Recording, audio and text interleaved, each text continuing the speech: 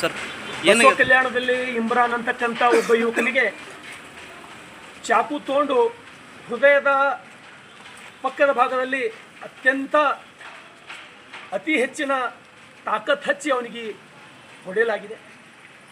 ಆ ಇಮ್ರಾನ್ ಅಂತಕ್ಕಂಥ ಯುವಕ ಬಹುತೇಕ ಇಲ್ಲಿಗೆ ಸತ್ತು ಹೋಗಬೇಕಾಗಿತ್ತು. ಏನೋ ಅವರು ತಾಯಿ ತಂದೆ ಪುಣ್ಯ ಅವನು ಬದುಕುಳಿದಾನ. ಅದಕ್ಕಾಗಿ ಇಂಥ ಪ್ರಕರಣಗಳು ಬಸವ ಕಲ್ಯಾಣದಲ್ಲಿ ಯಾವ ಕಾರಣಕ್ಕೂ ನಡಿಬಾರ್ದು ಅಂಥೇಳಿ ಇಲ್ಲಿನ ಒಬ್ಬ ಶಾಸಕನಾಗಿ ನಾನು ಬಯಸ್ತೇನೆ.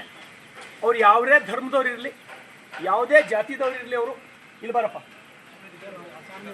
ಅಪ್ಪ ನಮ್ಮ ಕ್ಯಾ ಸೈಯದ್ ಅಹ್ಮದ್ ಅಂಥೇಳಿ ಆಟೋ ನಡೆಸಿ ಜೀವನ ಮಾಡ್ತಾನೆ. ಇವನು ಆಟೋ ನಡೆಸಿ ಉಪಜೀವನ ಮಾಡ್ತಾನೆ. ಇವನ ಮಗ ಇಮ್ರಾನ್, ಅವನಿಗೆ ಆಗಿದ್ದ ಗಾಯ ನೋಡಿದ್ರೆ ಬಹುತೇಕ ಸತ್ತು ಹೋಗಬೇಕಾಗಿತ್ತು.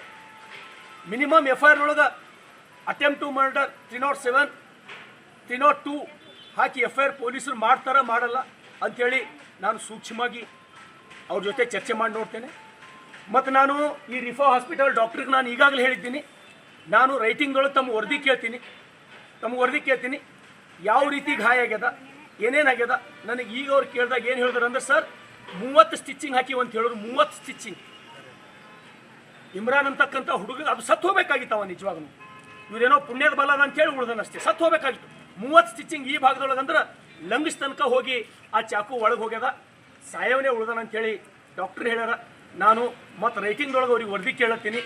ಯಾರು ಈ ತಪ್ಪು ಮಾಡ್ಯಾರ ಅವನಿಗೆ 100ಕ್ಕೆ 100 ಶಿಕ್ಷೆ ಕೊಡಿಸೋ ತನಕ ಬಿಡಲ್ಲ. ಬಸವ ಕಲ್ಯಾಣ ನೆಲದೊಳಗೆ ಈ ರೀತಿ ಗುಂಡಾಗರ್ದಿ, ಈ ರೀತಿ ಚಾಕು ತೊಗೊಂಡು ಹೊಡೆಯೋದು, ಈ ರೀತಿ ಕೊಡ್ಲಿ ತೊಗೊಂಡು ಹೊಡಿತಕ್ಕಂಥ ಘಟನೆಗಳು ನಡಿಲಕ್ಕೆ ನಾನು ಯಾವುದೇ ಕಾರಣಕ್ಕೆ ಬಿಡಲ್ಲ. ಅಂತ ಮಾಡಿದವರಿಗೆ 100ಕ್ಕೆ 100 ಶಿಕ್ಷೆ ಕೊಡಿಸ್ತಕ್ಕಂಥ ಕೆಲಸ ಮಾಡ್ತೀನಿ. ಅದು ಯಾವಾಗ ಆ ಡಾಕ್ಟ್ರು ವರದಿ ಬಂದ್ ಮಾಡ್ತೀನಿ. ಸರ್ ಪೊಲೀಸ್ ಇಲಾಖೆ ಏನು ಮಾಡ್ಲತ್ತು ಸರ್? ದರೋಡೆ ಆಗ್ಲತ್ತವ ಹಾಳಾಗಲಿ. ನನಗೆ ಪೊಲೀಸ್ ಇಲಾಖೆ ಮೇಲೆ ಸಂಶಯ ಬಂದಾಗೆ ನಾನು ಓಡಿ ಬಂದಿಲ್ಲ. ಪೊಲೀಸ್ ಇಲಾಖೆ ಮೇಲೆ ನನಗೆ ಜನ ಫೋನ್ ಮಾಡಿದ್ರು.